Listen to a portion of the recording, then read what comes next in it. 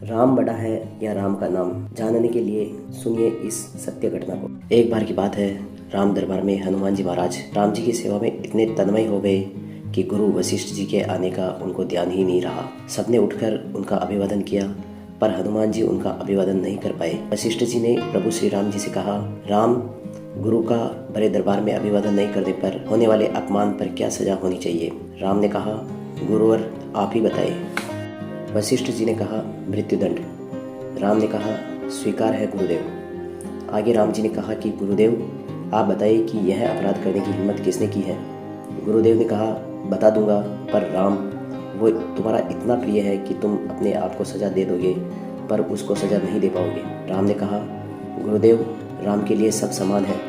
मैंने सीता जैसी पत्नी का धर्म के लिए शहर त्याग कर दिया तो भी आप संशय कर रहे हैं? नहीं राम, मुझे तुम पर संशय नहीं है, पर मुझे दंड के परिपूर्ण होने पर संशय है। अतः यदि तुम यह विश्वास दिलाते हो कि तुम स्वयं उसे मृत्युदंड अपने अमोघ शक्ति बाण से दोगे तो ही मैं अपराधी का नाम और अपराध बताऊंगा। राम ने पुनः अपना संकल्प व्यक्त कर दिया।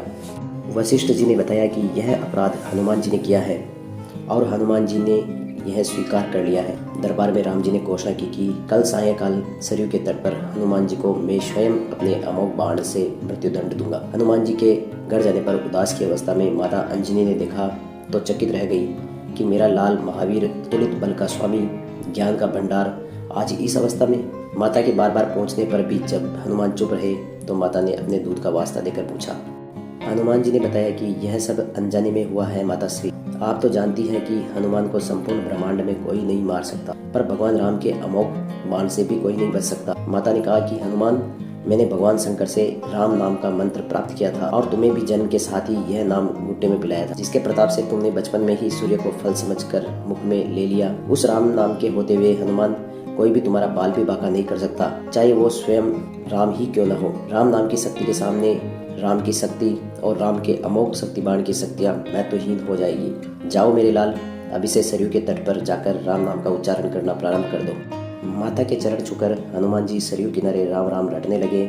सायंकाल राम अपने संपूर्ण दरबार सहित सरयू तट पर आए। सबको कौतूहल था कि क्या राम हनुमान को सजा देंगे। जब राम ने बार बार राम बाण, अमोघ शक्ति बाण चलाए पर हनुमान जी के ऊपर उनका कोई असर नहीं हुआ, तो तब गुरु वशिष्ठ जी ने शंका बताई कि राम, क्या तुम अपनी पूर्ण निष्ठा से बाणों का प्रयोग कर रहे हो? राम ने कहा, हाँ गुरुदेव, मैं गुरु के प्रति अपराध की सजा देने के लिए अपने बाण को चला रहा हूँ। उसमें किसी भी प्रकार की चतुराई करके मैं कैसे वही अपराध कर सकता हूँ? तब गुरुदेव ने कहा, तो फिर तुम्हारे बाण अपना कार्य क्यों नहीं कर रहे हैं? राम ने कहा, गुरुदेव, हनुमान राम राम की अखंड रट लगाए हुए हैं। मेरी शक्तियों का अस्तित्व राम नाम के प्रताप के समक्ष महत्वहीन हो रहा है, जिसके कारण मेरा कोई भी प्रयास सफल नहीं हो पा रहा है। आप ही बताइए गुरुदेव, अब मैं क्या करूं? गुरुदेव ने कहा, हे राम, आज से मैं तुम्हारा साथ और तुम्हारा दरबार त्याग कर अपने आश्रम जाकर राम नाम जप हेतु जा रहा हूँ। जाते जाते गुरुदेव वशिष्ठ जी ने घोषणा की कि हे राम, मैं जानकर और मानकर यह घोषणा कर रहा हूँ कि स्वयं राम से भी बड़ा राम का नाम है, महा अमोघ शक्ति का सागर है। जो कोई राम नाम जपेगा, लिखेगा, मनन करेगा, उसकी लोक कामना पूर्ति होते हुए भी वो मोक्ष का भागी होगा। मेरे सारे मंत्र राम नाम के आगे शून्य हैं। मैंने सारे मंत्रों की शक्तियों को राम नाम के समक्ष न्यूनतर माना है, तभी से राम से बड़ा राम का नाम माना जाता है। इसलिए कहा जाता है कि वो पत्थर भी तर जाते हैं जिन पर लिखा रहता है राम नाम।